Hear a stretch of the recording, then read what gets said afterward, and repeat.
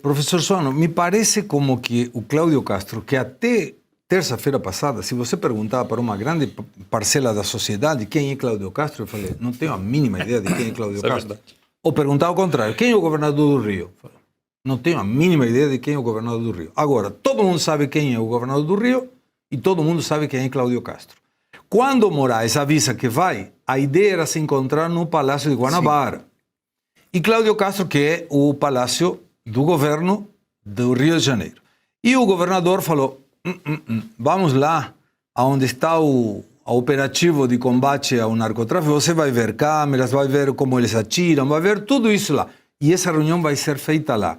Esse comentário do Felipe, que me parece muito apropriado, de que está ficando cada dia mais claro para a grande parte da sociedade, mesmo aquela que assiste toda a mídia da Secretaria da Comunicação do governo, que a esquerda e parte do STF não estão defendendo a população.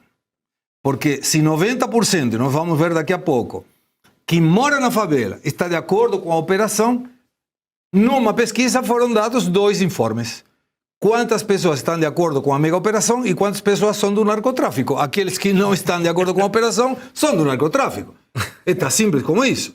Foram 87%, então logo 13% está vinculado de alguma forma com o narcotráfico. Mas essa disputa entre Cláudio Castro e o STF e o governo do federal, do Lula, não deixa um Cláudio Castro mais grande em termos políticos? Cada vez maior. O Cláudio Castro, ele conseguiu uma proeza que foi mostrar que é possível ter bravura. Por que bravura?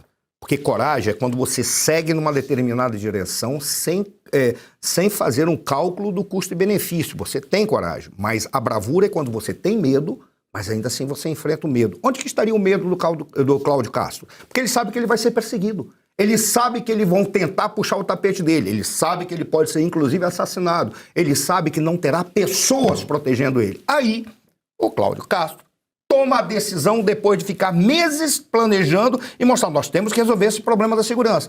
Vem o Alexandre de Moraes e tenta mostrar para ele que ele é uma autoridade máxima. O que o Cláudio Castro falou? Não, senhor, isso não é nem atribuição sua. O senhor está vindo aqui, você é relator de uma DPF, ok, mas já que sua DPF trata de um determinado tema, eu não vou fazer diplomacia com o senhor, porque o senhor, inclusive, não é convidado, porque não deveria estar fazendo essa atividade. Como o Arthur falou, que é atividade, citando o Gilmar Mendes, a mesma forma, não é uma atividade que deveria estar a cargo dos ministros do Supremo Tribunal Federal. Mas já que o senhor está fazendo isso de acordo com essa normatividade que nós temos aí, que eu não diria que é uma normatividade jurídica, uma normatividade impositiva de um direito que foi colocado sobre a sociedade brasileira sem a vontade popular.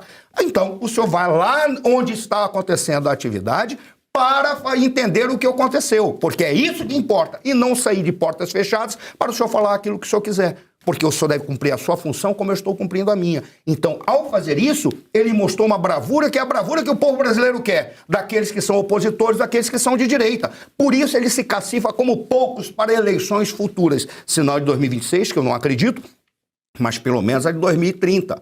Isso ele se cacifa, porque ele está mostrando que é uma liderança que está se apresentando, não está mais se construindo. E é interessante que ele, inclusive, quando a gente olha a questão dos direitos humanos, por que os direitos humanos fizeram essa reivindicação? Porque é uma deturpação do significado de direitos humanos. A deturpação, ela diz respeito exclusivamente que direitos humanos é uma conquista da humanidade quando se preocupou com a imposição do Estado, em especial contra o cidadão, sem ter nenhuma capacidade de frear o abuso dos seus governantes, que são empregados do povo. Aí surge uma lógica que jamais nós poderíamos permitir que os governantes tivessem capacidade sem ter nenhum freio, nenhum controle. Aí o que aconteceu?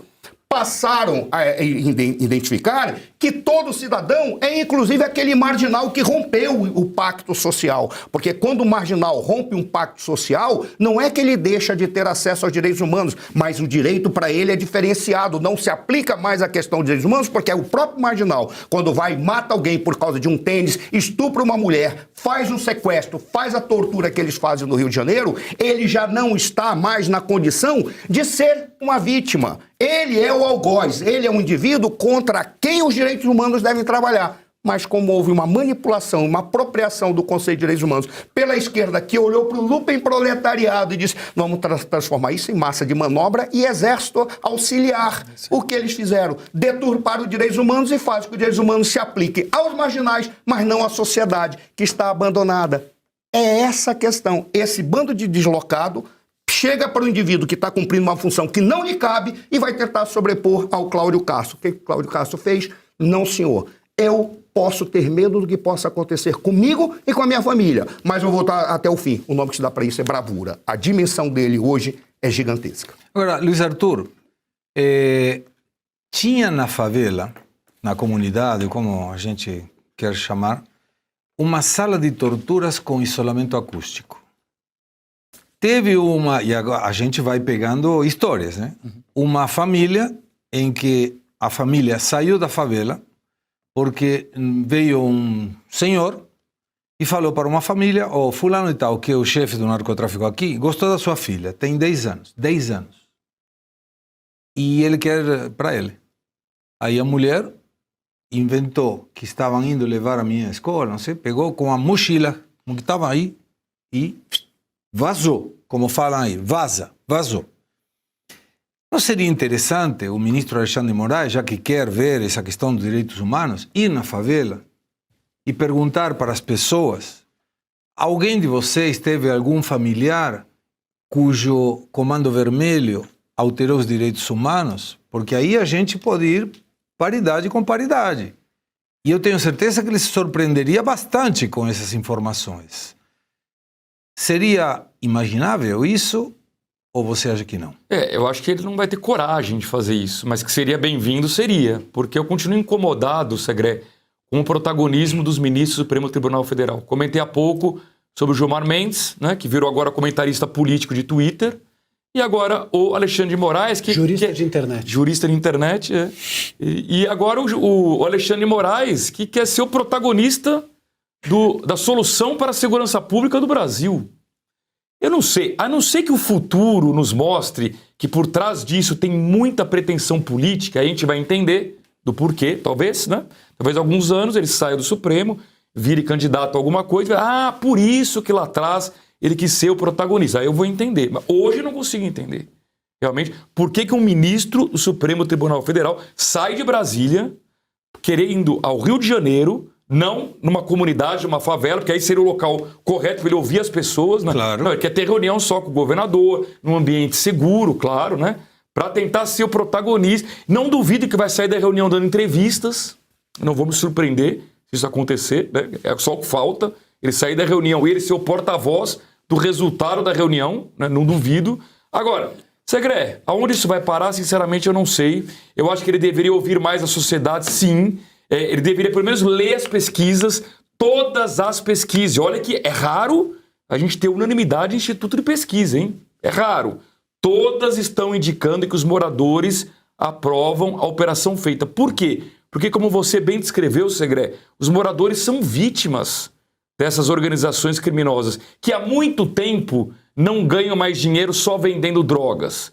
Ganham dinheiro explorando a comunidade, vendendo gás, luz, internet, todos os serviços públicos que a população é obrigada a pagar para ter. O comerciante que, para poder ter o seu negócio, tem que pagar a organização criminosa. Ou seja, é um estado completamente paralelo, que tem dono, é um território que tem dono. E esse dono é a facção criminosa, que tem o seu tribunal paralelo. Todo mundo aqui assistiu o filme Tropa de Elite, viu como é que funciona um tribunal do crime, que eles mesmos julgam. Aliás, cá entre nós, não estou concordando, óbvio que não, mas são muito mais céleres que o Poder Judiciário normal, né? Eles resolvem em horas se tem que condenar, não tem que condenar alguém. Ou seja, a população é refém e a população grita por socorro. A população grita por liberdade. E quando ela não encontra essa liberdade, Segré, ocorre esse caso que você falou da mãe, uma filha de 10 anos, né, que foi solicitada por um líder da facção. Qual foi o único recurso que ela teve? Vazar, picar a mula.